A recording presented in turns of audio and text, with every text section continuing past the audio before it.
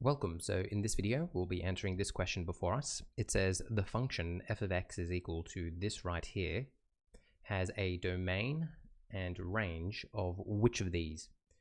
All right, so in order to answer this, we first need to be able to recognize what this is.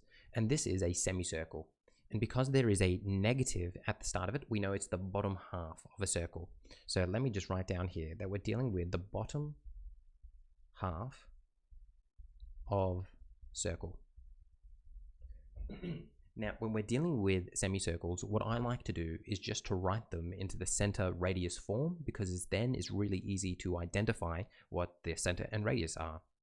So we're just going to consider this to be y and rearrange. So I'll begin by plussing 2 to both sides, y plus 2, and then to get rid of this square root, you square it, and then we're going to end up with x plus 1 squared, and then this 9 is going to be there. Now we can immediately recognize that the center of this thing is going to be -1, -2, and the radius of this thing is simply going to be the square root of 9, so taking this here, which is 3. Perfect. We now need to figure out what the domain and range of this thing is going to be. Let me write this here, range. So we have to figure out what the domain and range of it is going to be. To help us, let's just draw ourselves a little sketch. So we've got this. Let me change colors.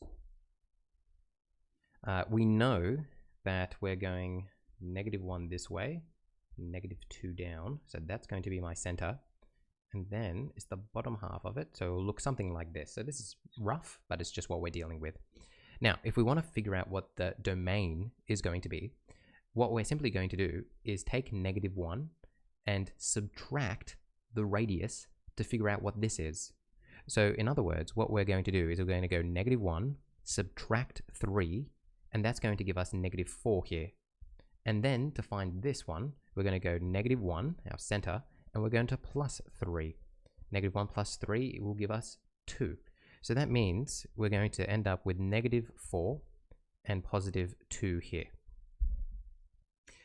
Then what we're going to do is the same thing for our range, but let's just appreciate for a second that we used -1 for our radius, for our domain rather. We used -1 for our domain because it was our x, but now when it comes to our range, we're going to be using this 2.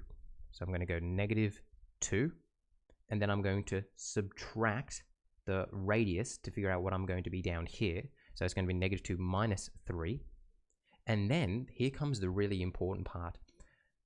Am I going to go -2 plus the radius? And I'm not, because as you can see, it's a semicircle. It's cut off here. So that means we just leave it as -2 there. So again, let me just repeat the importance of we're taking the y for the range. And now we're simply going to solve this. So -2 minus 3 will be -5. And then this -2 stays as it is. I feel the biggest mistake people will make is they'll still plus 3 here. But remember, because we're only dealing with half of this thing, we don't. All right, so now that we've done that, we come and look at which one our answer will be. And it is going to be B. B will be our answer. -4, 2, -5, -2.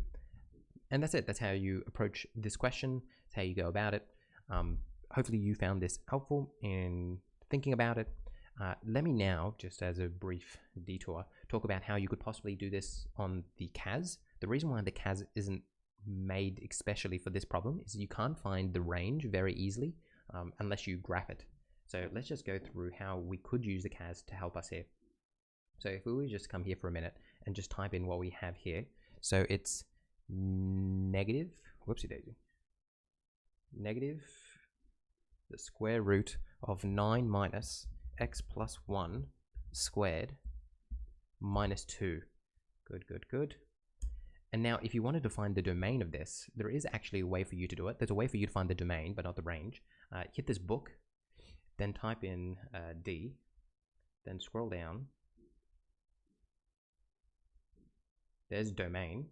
As you can see here, you're going to write domain, the expression, and the variable that you're after. So in this case, x. We hit enter. Sorry, I'm just checking. And then we're going to come up here, we hit enter, we go comma x, close my brackets, hit enter, and as you can see, it's going to be -4 to 2 inclusive, which is how we get this. Now the only problem is you can't find the range this way. There is no range thing in here. But if you wanted to, what you could do is you could take this, you could hit Control C, then you could hit Control Doc, add graph, Control V, hit enter, there's your graph right there. And then from this, you could go menu, analyze, what's my minimum? My minimum is going to be -5. I know that my center was going to be -2, and therefore it's going to be -5 to -2. So that's how you could use your CAS, or if you wanted to, you could just do it by hand as I showed at the start. Hopefully you found this useful, and I'll see you in the next one.